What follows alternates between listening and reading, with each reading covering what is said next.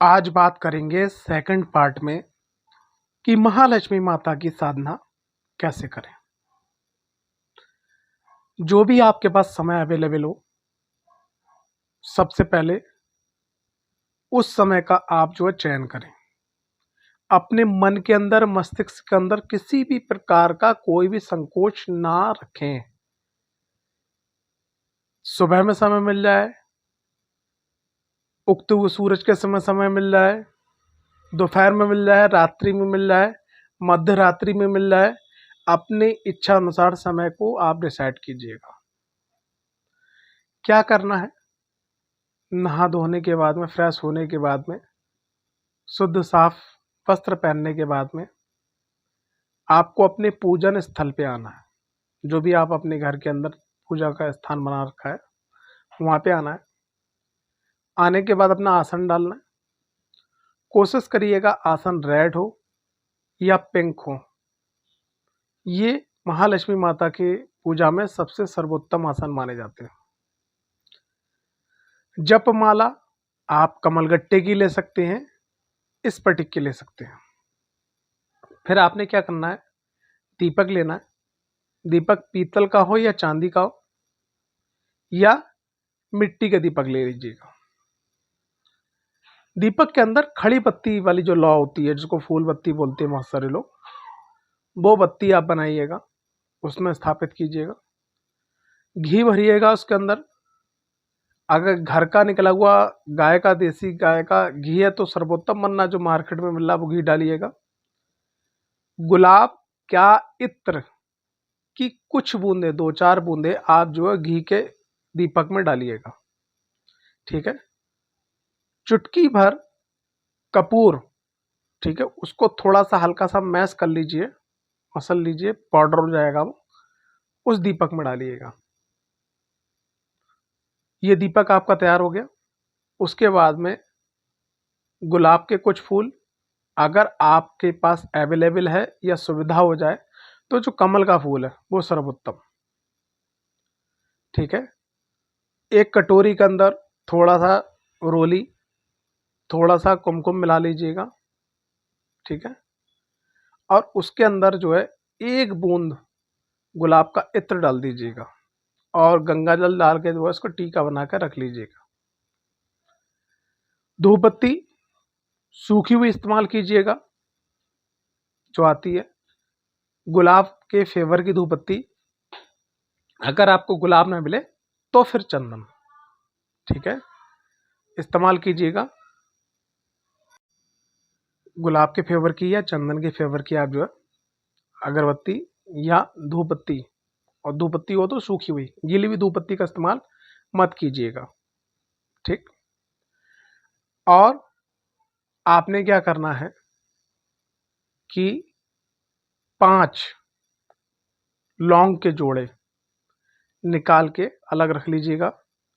चुटकी भर हवन सामग्री, चुटकी 2 चुटकी हवन सामग्री, और उसमें कुछ मिश्री के दाने, ये अलग प्लेट में रख लीजिएगा। एक छोटी सी कटोरी अलग रख लीजिएगा। अब आपने क्या करना है? सर्वप्रथम आसन पे बैठने के बाद में 3 बार आसन पे आपको जल डालना है। ओम आशने पवित्रामय नमः। फिर उसके बाद में अपने हाथ, क्या बोलते हैं, उल्टे हाथ से सीधे हाथ में जल लेना 3 बार। ओम माधवाय नमः, ओम केशवाय नमः, ओम गोविंदाय नमः। उस जल को आचमनी कर लेना है, ग्रहण कर लेना है। फिर जल डालिएगा हाथ में, बाईं तरफ धो लीजिएगा हाथ। ठीक है। फिर एक कोई रुमाल या साफ कपड़ा लीजिएगा। अगर मंदिर में गणपति जी हैं तो गणपति जी के चरणों से स्पर्श करवाने के बाद मस्तक में उसको बांध लीजिएगा। ठीक है, जिसको बोलते हैं सिर ढकना। फिर आपने क्या करना है कि हाथ में, उल्टे हाथ से सीधे हाथ में 3 बार जल डालिएगा। और अगर आपने अभी तक कोई भी रक्षा मंत्र गुरु के माध्यम से लिया है, ठीक है, या रक्षा मंत्र आप लगाते हैं पूजा में, तो सर्वोत्तम है, वही लगाइएगा। वरना मैं यहाँ पे बताने जा रहा हूँ कि जो सीधे हाथ में आप जल लेंगे तो सीधे हाथ को उल्टे हाथ से ढक लेंगे और हृदय के पास रखेंगे। रीढ़ की हड्डी बिल्कुल सीधी होनी चाहिए, यानी 90 डिग्री में आप बैठे हुए होने चाहिए। ठीक है। अब उसके बाद में फिर आपने क्या करना है कि उल्टा हाथ ढकने के बाद जय श्री गणेश, अपने गुरुवार अपने इष्ट आराध्यों का नाम लेके उसके बाद में आपको 3 बार काल भैरव जी या बटुक भैरव जी का ध्यान करना है। ओम बम बटुक भैरवाय नमः या ओम भ्रम काल भैरवाय नमः 3 बार बोल के चारों तरफ वो जल छिड़क लीजिएगा। ठीक है। यहीं पे बात में एक बात और रोक के कहना चाह रहा हूँ, बहुत सारे लोग ऐसे हैं कि जो लोग बैठकर पूजा नहीं कर सकते, ठीक है ना, मतलब तो वो लोग क्या है, ये प्रक्रिया क्या करें, एक कुर्सी ले लीजिएगा, कुर्सी पे कपड़ा डाल लीजिएगा रेड या पिंक, और पैरों के नीचे कुछ कपड़ा डाल लीजिएगा, पड़ोस में टेबल रख लीजिएगा, टेबल पे अपना जल उल जो भी है वो सामान रख लीजिएगा, आराम से आप कुर्सी पे भी बैठ के कर सकते हो। ठीक है, लेकिन बेड और सोफे पे बैठ के नहीं होगा। ठीक है, और एक घड़ी अगर दिक्कत परेशानी है तो आप सोफे पे तो कर सकते हो, लेकिन बेड पे नहीं कर सकते हो, क्योंकि बेड पे सहवास होता है। ठीक है, अब आगे क्या है, आपने आचमनी कर ली, चारों तरफ जल छिड़क लिया, आसन पवित्र कर लिया। अब उसके बाद में आपने क्या करना है, सामान्य प्राणायाम करना है, बिल्कुल सामान्य वाला। आपने क्या करना है, सांस को खींचना है, पेट में भरना है, और सांस को छोड़ते हुए होंठों से ओम,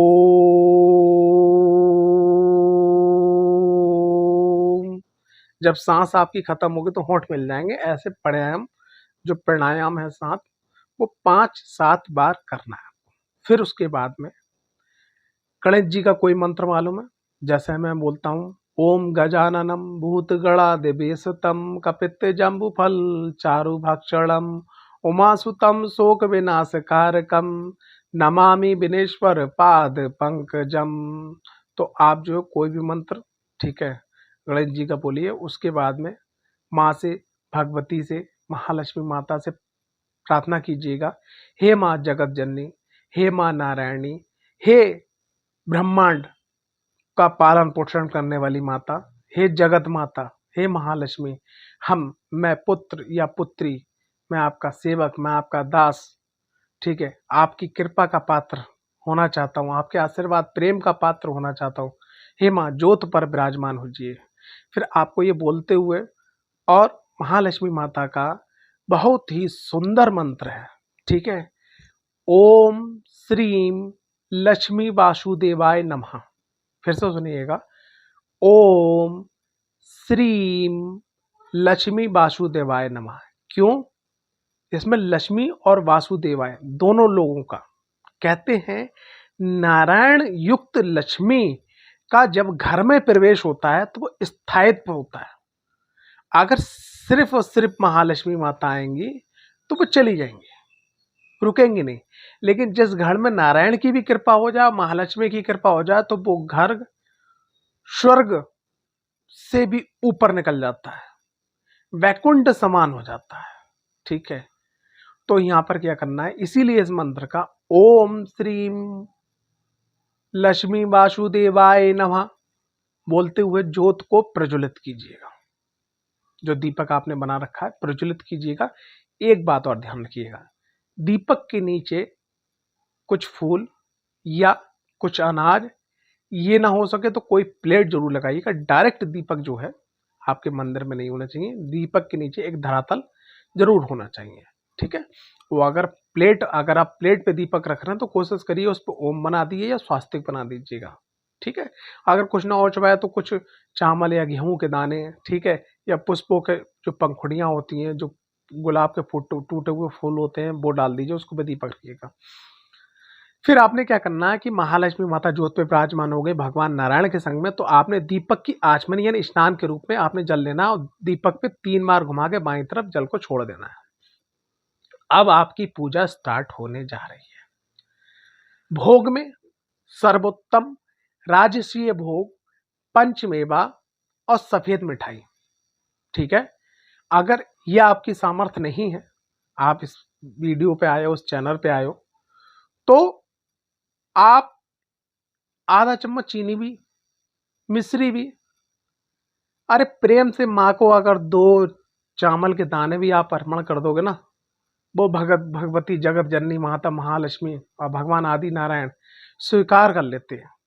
ठीक है, अगर आप सक्षम हो तो 5 प्रकार की मेवा, थोड़ी सी बर्फी, और सुगंधित करने के लिए बाबा इलायची जैसे मार्केट में मिल रही है, या जो जो सिल्वर कोटेड इलायची मिल रही है वो रख सकते हैं, खोल के दाने डाल सकते हैं। अगर वो ना डालना चाहे तो जो हरी इलायची है उसको थोड़ा सा खोल लीजिएगा, उसके दाने डाल दीजिएगा, जैसे उसमें महक आए। ठीक है ना, क्योंकि महालक्ष्मी माता को जो जो मीठी मीठी सुगंधित अच्छी प्रफुल्लित करने वाली जो महक है, वो चाहे इत्र की हो, परफ्यूम की हो, धूप की हो, अगरबत्ती की हो, भोग की हो, ठीक है, उनको बहुत ही ज्यादा पसंद है, प्रिय है। ठीक है ना। अब आपने क्या करा, वो भोग रखा और उसके बाद आपने भोग माँ को समर्पित किया कि हे माँ जगत जननी, ये भोग आपका बच्चा, आपकी बच्ची, आपका भक्त, आपका साधक, जो भी आपके मन में भाव निकल रहे हैं। मेरा तो मानना है कि महालक्ष्मी माता का ना तो कोई दास हो सकता है, ना कोई सेवक हो सकता है, ठीक है, ना कोई साधक हो सकता है, ना कोई भगत हो सकता है। महालक्ष्मी माता का जो सबसे, मेरा जो अनुभव है, सबसे जो प्रेमवत संबंध है, प्रेम वत जो संबंध है, वो है पुत्र और पुत्री का। ठीक है, क्यों? अगर माता महालक्ष्मी की साधना की बात करी जाए तो उनको साधना बहुत ही बहुत ही बहुत ही कठिन काम है। बात करी जाए माता महालक्ष्मी की भक्त बनने की, तो अगर कहते हैं कि इस करी काल के अंदर, अगर कलयुग के अंदर अगर महालक्ष्मी माता अगर परीक्षा लेने पे आ जाए तो भाई साहब कुछ भी बचना इम्पॉसिबल है। तो भक्त के लिए मैं इसलिए मना करता हूँ, साधक के लिए इसलिए मना करता हूँ क्योंकि उनको साधने के लिए आपके अंदर नारायण तत्व की ऊर्जा, विद्वान होना अति आवश्यक है। तो सबसे सरल, सबसे अच्छा मार्ग ये है कि उनको आप देवी ना स्वीकार करके अपने हृदय में निवास स्थान देते हुए, माँ का प्रतिरूप हृदय में ध्यान करते हुए, उनको देवी ना मानकर माँ माने और भगवान आदि नारायण को पिता माने। दोनों के संयुक्त रूप को हृदय में निवास करते हुए, ज्योत को प्रज्वलित करते हुए, ज्योत का अचमनी मतलब स्नान करवाते हुए, मतलब दीपक पे जल नहीं गिराना है, साइड से गिराना है। फिर उसके बाद में गणपति जी का मंत्र ओम गंग गणपते नमः 21 बार जाप कीजिएगा। ठीक है, उसके बाद में जो आपने भोग रखा है, भोग आपने अर्पण कर दिया, बहुत अच्छी वाली बात। नहीं अर्पण कर पाए, भूल गए, तो अब अर्पण कर दीजिएगा। अर्पण, हे माँ जगत जननी, हे भगवान नारायण, ठीक है, इस भोग को आप स्वीकार कीजिएगा। ठीक, और अगर आप चाहते हैं कि मंत्रों के साथ में आप भगवती को भोग अर्पण करें तो मंत्र आप नोट कर लीजिएगा, चल लीजिए थोड़ा सा चम्मच में हल्का सा, और एक बार फेरा घुमाइएगा। ओम प्राणाय स्वाहा, फिर ओम अपानाय स्वाहा, ओम उदानाय स्वाहा, ओम समानाय स्वाहा, ओम ब्रह्मणाय स्वाहा, ओम भोगम भोगम समर्पयामि। ऐसे करके आप लगा सकते हैं। अगर मंत्र में आपको दिक्कत आ रही है तो सामान्य रूप से भाव विभोर होके माँ भगवती को भोग आप अर्पित कीजिएगा। गणेश जी का मंत्र हो गया, अब माँ भगवती का आपने भोग लगा दिया। ठीक है, फिर आपने क्या करना है कि 1 2 3 4 5 नहीं करना है आपको, या तो 1 या 3 या 5 या 7 या 9 या 11, ठीक है, या 15, ठीक है, या 17 या 19 या 21, इस विषम संख्या के रूप में आपको ओम श्रीम लक्ष्मी वासुदेवाय नमः इस मंत्र का जाप करना है। और मैं यहाँ पर कहना चाहूँगा कि कमलगट्टे की माला पे इसका बहुत ही सुंदर और अद्भुत अचूक रिजल्ट प्राप्त होता है। इस मंत्र का आप जाप कीजिएगा, जाप कीजिएगा। जाप जब आपका समाप्त हो जाए तो समाप्त होने के बाद में आपने क्या करना है, एक कपूर का टुकड़ा तोड़ना है, एक कटोरी में जला लेना है, उसमें चुटकी भर हवन सामग्री, एक लौंग का जोड़ा, ओम गंग गणपते स्वाहा जला दिया। फिर आपने क्या करा, एक लौंग का जोड़ा लिया, फिर हवन सामग्री ली, कपूर जल रहा है, कपूर अगर कम होने लगा फिर जला दीजिएगा, और फिर ओम नमो भगवते वासुदेवाय स्वाहा। ठीक है, 2 हो गए। फिर तीसरे नंबर पे आपने क्या करना है कि आपने यहाँ पर कुबेर जी, ठीक है, ओम कुबेराय स्वाहा। चौथे नंबर पे भू माता जो है, ओम भू लक्ष्मी माताए स्वाहा। 5वें नंबर पर आपने जो मूल मंत्र जाप किया है, 5 लौंग के जोड़े मैंने पहले आपको बताए थे, तो ओम श्रीम लक्ष्मी वासुदेवाय स्वाहा। ठीक है, आपने जलते हुए कपूर पे छोड़ देना, हवन सामग्री जो चुटकी भर पहले निकलवाई थी थोड़ी सी, उसको मिलाकर उसमें डाल देना है। फिर थोड़ा सा जल लेना और उस दीपक की तरफ घुमा लेना ऊपर, और बाईं तरफ छोड़ देना है। आपकी पूजा संपन्न हो गई। ठीक है, अब आप क्या कर सकते हैं कि ये जो भोग है वो आप डेली भी इस प्रकार से कर सकते हैं। अगर डेली करने में सामर्थ्य नहीं है तो सीधे आसन लगाइए, दीपक लगाइए और जाप कीजिए। ठीक है, भोग आप शुक्रवार, बृहस्पतिवार या बुधवार सेट कर सकते हैं, या हफ्ते में 2-3 दिन सेट कर सकते हैं। और विशेष जैसे तिथि आती हैं आपकी, एकादशी हो गई, अमावस्या हो गई, पूर्णमासी हो गई, ठीक है, तो इस पे आप लगा सकते हैं, और कंटिन्यू लगाएं तो थोड़ा रिजल्ट अलग ही होगा। ठीक है, तो इस प्रकार से महालक्ष्मी माता की आपको साधना करना है। ठीक है, नॉर्मल रूप से साधना करना है। कोशिश ये कीजिएगा कि अगर आप किसी प्रकार का आपके अंदर व्यसन है उसको छोड़ दीजिएगा। अगर नहीं है तो धूम्रपान या कोई भी चीज़ करना चाहें तो कम से कम 3.5 घंटे का आप समय आगे आप निकल जाने दीजिएगा, फिर उस चीज़ का सेवन कीजिएगा कि जो ऊर्जा मंत्रों के द्वारा आपकी बॉडी को स्पर्श कर रही है, आपकी बॉडी के अंदर जा रही है, तो वो किसी प्रकार से डिस्टर्ब ना हो। ठीक है, पूजा के अंदर एक विधान और रखिएगा, अगर आपकी शादी हो चुकी है, आप पुरुष हैं, तो स्त्री का सम्मान कीजिएगा आपकी। ठीक है, कोशिश करिएगा कि वो जिस दिन आप महालक्ष्मी माता जब तक आप सेवा कर रहे हैं तो वो आपसे खुश रहे। अगर वो आपसे खुश रहती हैं तो आपकी साधना और ज़्यादा फलीभूत होगी। ठीक है, आपके घर की बेटी, भांजी, मामी, माँ, चाची, यानी स्त्री पक्ष, बुआ, ठीक है, स्त्री पक्ष आपसे खुश रहना चाहिए। अगर आप स्त्री हैं तो आपके घर के जो पुरुष हैं, खास करके आपके हस्बैंड, वो खुश रहना चाहिए, और आपकी जो ननद हैं, आपकी जो सासू माँ हैं, वो खुश रहना चाहिए। ठीक है, आपकी मम्मी हैं, आपकी मौसी हैं, आपकी बुआ हैं, वो खुश रहना चाहिए। इस बात का विशेष आपको ध्यान रखना होगा। महालक्ष्मी माता की ये जो मंत्र है, ये अचूक मंत्र है, इसको आप कंटिन्यू करते चले जाइएगा।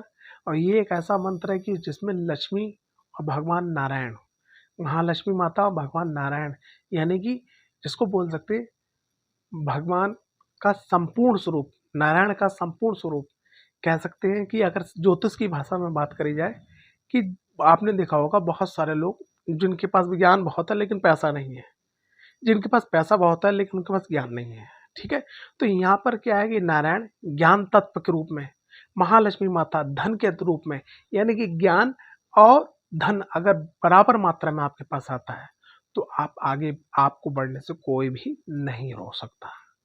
जय माता दी। आशा करता हूँ ये वीडियो आपको पसंद आई होगी। अगर वीडियो पसंद आई तो वीडियो को लाइक, चैनल को सब्सक्राइब करना बिल्कुल ना भूलें। जय माता दी। हर हर महादेव।